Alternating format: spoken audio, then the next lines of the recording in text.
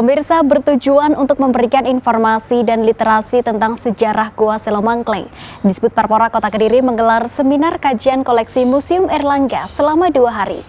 Diharapkan dengan adanya informasi yang semakin banyak tentang Gua Selomangkleng akan memberikan ilmu pengetahuan untuk generasi yang akan datang.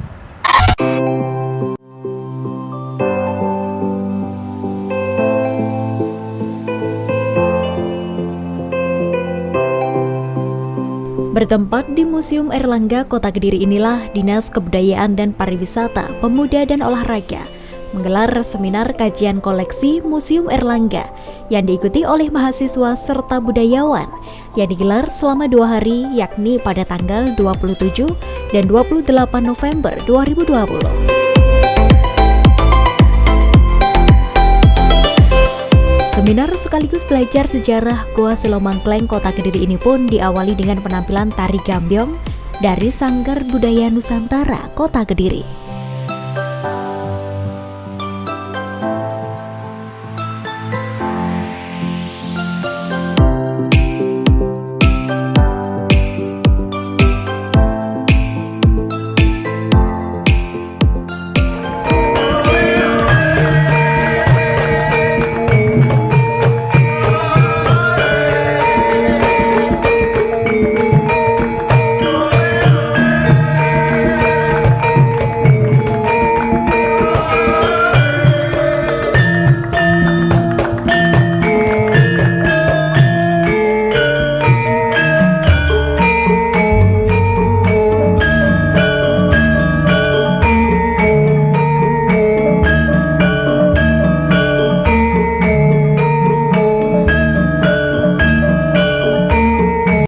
Oke, selamat datang Pak, dan juga untuk hadirin yang barusan datang hari ini, selamat bergabung dalam acara kajian koleksi Museum Erlangga Kota Kediri hari ini. Baik, untuk menyingkat waktu hari ini kita langsung saja kita ikuti bersama materi pertama yang akan disampaikan oleh Mas Novi. Beliau adalah Ketua Komunitas Pelestari Budaya Kediri.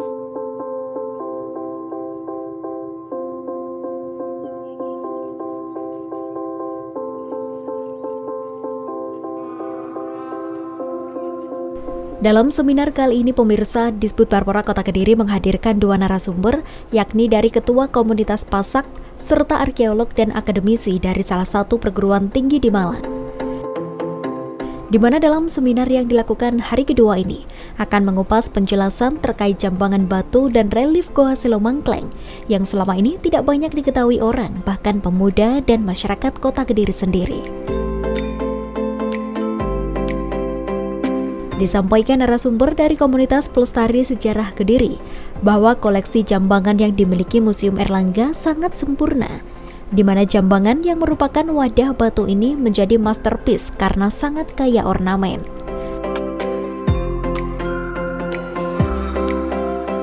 Air ya di kuak itu. Kemudian tahun 80 berapa itu ditetapkan nama museumnya sebagai Museum Tirtoyoso Kota Kediri. Nah, baru tahun 91 museum itu dari Tirtoyoso dipindah ke area Gunung Klothok ini. Jadi disatukan dengan area wisata Gua Selomangkleng Kediri. Jadi museum berada di sini. Dulu gedung yang kita pakai seminar ini belum ada ya. Ini kan masih baru tahun 2000 berapa ini. Jadi gedung yang awal dibangun tahun 91 adalah yang sisi timur. Nah, ini yang menarik. Lanjut, Mbak. Oke, kita identifikasi dulu Sengkalan Lombo. Nah, ini ada sengkalannya. Sengkalan Lombo. Apa itu? Jadi kalau sengkalan ada 2. Yang paling terkenal itu Sengkalan Lombo dan Sengkalan Memet. Kalau Sengkalan Lombo itu angka tahun yang terbentuk dari sebuah untaian kata atau satu kalimat ya, di mana kata-kata pembentuk kalimat itu memiliki sifat.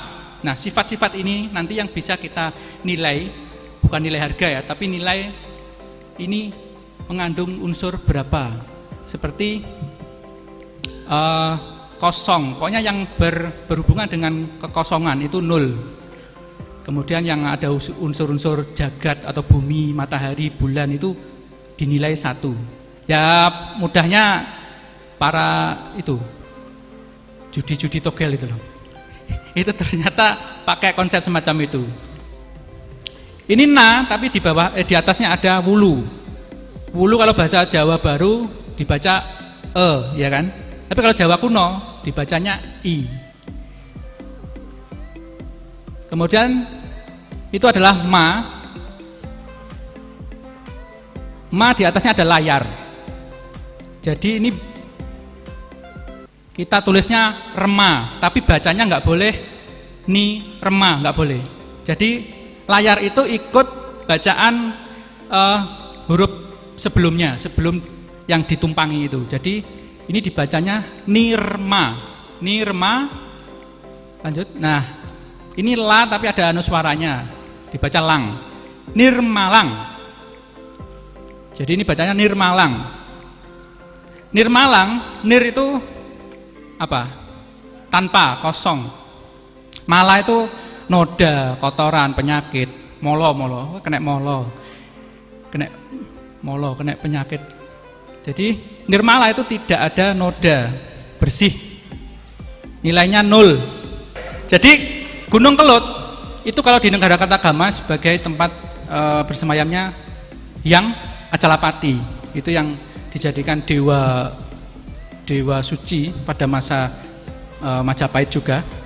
Jadi Raja Hayam Wuruk sering melakukan kegiatan kunjungan ke Candi Penataran atau Candi Palah itu. Nah, salah satunya untuk mengadakan ritual persembahan kepada Hyang Acalapati yang bersemayam di Kamput. Kamput itu nama lama Gunung Kelut. Jadi kenapa pusat ibu kota di Bumi Kadiri disebut Daha? Karena ada unsur panas dari Gunung Kelut ini. Makanya disebut kota Daha, kota api. Atau dalam prasasti disebut Nagara Daha, Nagara api ya. Jadi film Avatar itu jangan-jangan terinspirasi dari Kerajaan Kediri. Oke, lanjut. Jadi kesimpulan. Jadi asal wadah batu ini belum diketahui, tapi sejak 1908 sudah ada di Gedong Arca, kediaman Bupati Kediri. Di Indonesia baru ditemukan 2 jambangan yang berukir indah, raya sekali.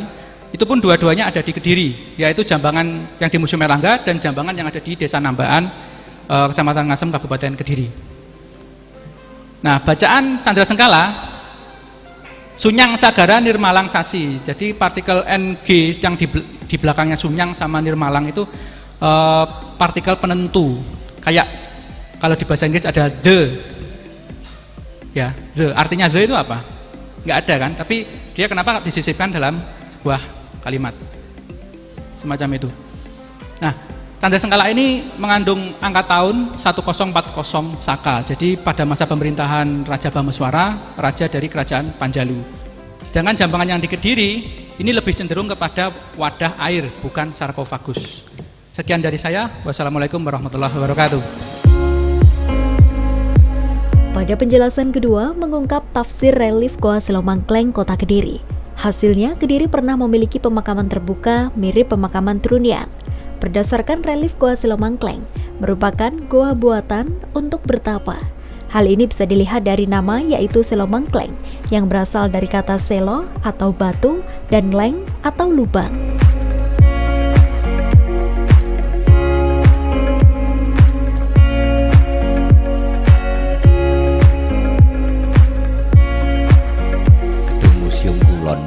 Di museumnya Etan Kulon di Museum Kulon Kediri ini untuk mempresentasikan hasil kajian. Yang kemarin itu hasil kajian mengenai Goa Selomangkleng yang merupakan kajian pada tahun ini, di tahun 2020. Sedangkan kajian mengenai kalau saya mengistilahi dengan bejana batu ya, tapi ada juga yang menyebut jambangan batu ya. Nah, ini sebenarnya kajian pada tahun lalu ya, tapi baru dipresentasikan di tahun ini hasil kajiannya. Nah, jadi ketika itu keberadaannya sudah tidak lagi di Insight ya, tapi terkumpul bersama-sama dengan benda-benda koleksi yang lain ya. yaitu di satu tempat yang orang Jawa menyebutnya dengan Paseban ya, yang tadi Mas Novi menyebutnya dengan Gedong Arja. Nah memang tempat-tempat pengumpulan tinggalan-tinggalan purbakala masa lampau itu seringkali disebut Gedong Arja, yang di Mojokerto kota koleksinya yang sekarang itu menjadi semacam benda koleksi modal awal dari museum Trowulan itu ya, yang PIM itu Pusat Informasi Majapahit itu dulu adalah koleksi-koleksi yang ada di wilayah kota Mojokerto, yaitu di dekat alun-alun itu Gedong Arja. Dan biasanya Gedong Arja itu berada di komplek kabupaten ya, dari salah satu halaman di halaman depan pojok itu ditempatkan satu bangunan yang di dalamnya untuk menyimpan tinggalan-tinggalan purbakala di wilayah itu. Saya akan sedikit memberitakan, menginformasikan sarkofag itu atau sarkofagus ya nama lengkapnya. Ini merupakan tinggalan yang berasal dari masa atau zamannya itu prasejarah, yang lebih khusus itu hadirnya itu pada masa perundagian. Dan ini merupakan tinggalan yang berkenaan dengan tradisi megalitik. Jadi megalitik itu ada yang disebut dengan older megalith tradition, jadi tradisi megalitik tua. Ada juga yang disebut dengan younger megalith tradition, tradisi megalitik muda. Nah, sarkofag ini masuk pada tradisi megalitik muda, younger ya.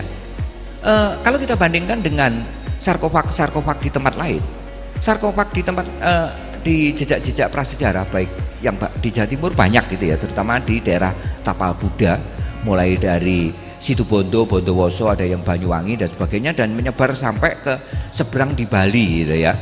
Bahkan ada disertasi yang ditulis oleh R.P. Suyono itu tentang sarkofag yang ada di Bali. Nah, pada umumnya sarkofag itu setangkup ya, ada bagian bawahnya tubuhnya tapi ada bagian tutupnya. Nah, ini tidak, kalau kita cermati ini tidak ada indikasi bahwa ini ada tutupnya ya, tidak ada indikasi ada tutupnya. Jadi ini merupakan benda yang terbuka di bagian atas. Oleh karena itu kalau kita lihat dari komponennya saja, ini memang di dalamnya agak berat, agak sulit kalau diidentifikasikan sebagai sarkofag.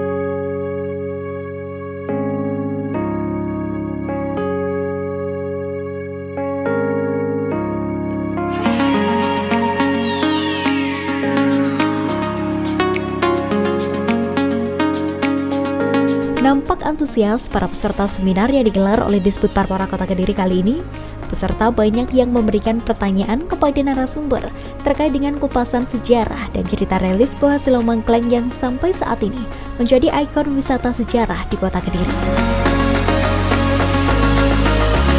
Meskipun di zaman yang modernisasi seperti saat ini, sudah saatnya seluruh museum di Indonesia melakukan kajian atas benda koleksi mereka, seperti yang dilakukan oleh Museum Erlangga Kediri, sehingga ke depan dapat mengedukasi para pemuda agar tetap mempertahankan budaya Indonesia.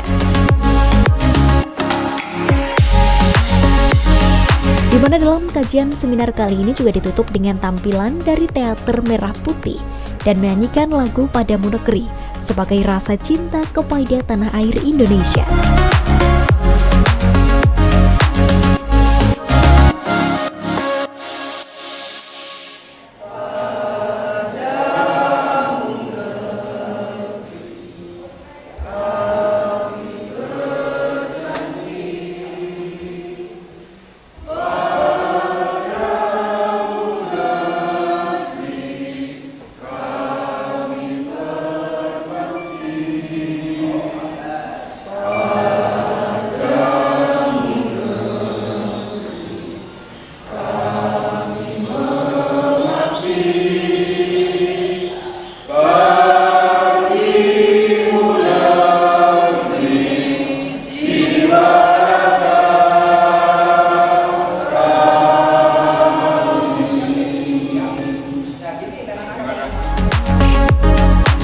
Kediri, Tim Liputan JTV melaporkan.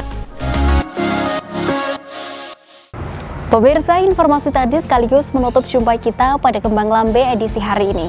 Jangan lupa kunjungi akun fanpage Facebook kami di A1_JTV Kediri, akun Instagram kami di @JTV Kediri, serta channel YouTube kami di JTV_Biru_Kediri. dan dapatkan informasi menarik lainnya di ctvmatraman.com. Akhirnya, saya Devi Ade, terima kasih atas kebersamaan Anda. Sampai jumpa dan salam CTV.